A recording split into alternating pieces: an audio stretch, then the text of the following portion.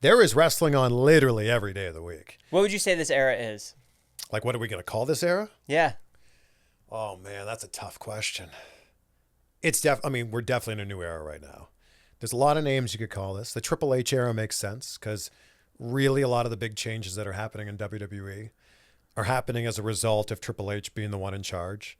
And I think you could point a finger directly at SummerSlam 2022 and go, that pay-per-view or PLE, whatever you want to call it, that felt a little bit different. That felt different because Hunter was the one in charge there. I think this is either going to be called the Renaissance era because there's just this, rejuvenated interest in wrestling right now.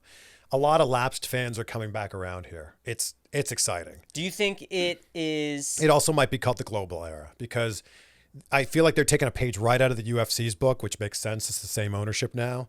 Also taking a page out of the NFL's book. Like, in what way?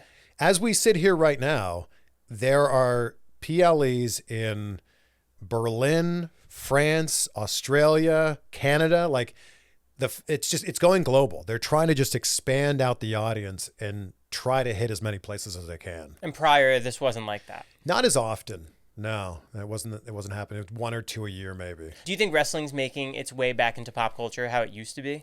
It definitely is. I do think that pop culture has changed a lot, though. Like when wrestling was at its, the fever pitch of the Attitude Era in the late 90s with the Monday Night Wars, it was a different time, right? Like people weren't able to immediately go on Twitter and talk about the things they were seeing. You watched Raw or Nitro, and then you had to wait the next day to see your friends at school and then talk about, oh my gosh, did you see that thing that happened last night? So I think that pop culture has changed a lot.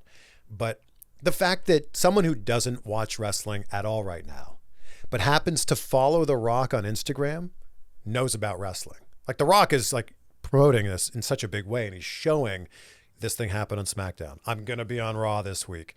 So I don't know if it's that. It's like, I don't think you could walk down the street and ask someone like, who's the WWE champion? And they'd be able to tell you. But I think they're aware that like, there's something going on here with wrestling. With The Rock coming back as a super fan, how does that make you feel? It was exciting. Because The Rock had come back here and there, for like these one-off appearances. Yeah. And it was cool. Like it was cool to see The Rock, and he would cut a fun promo and then he'd leave and we wouldn't see him for a couple of years.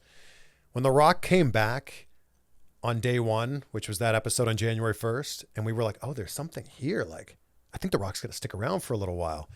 And then we kept getting The Rock.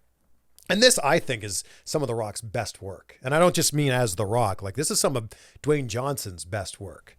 Like, he is so good at making people dislike him right now. And he does it in such a funny way, too.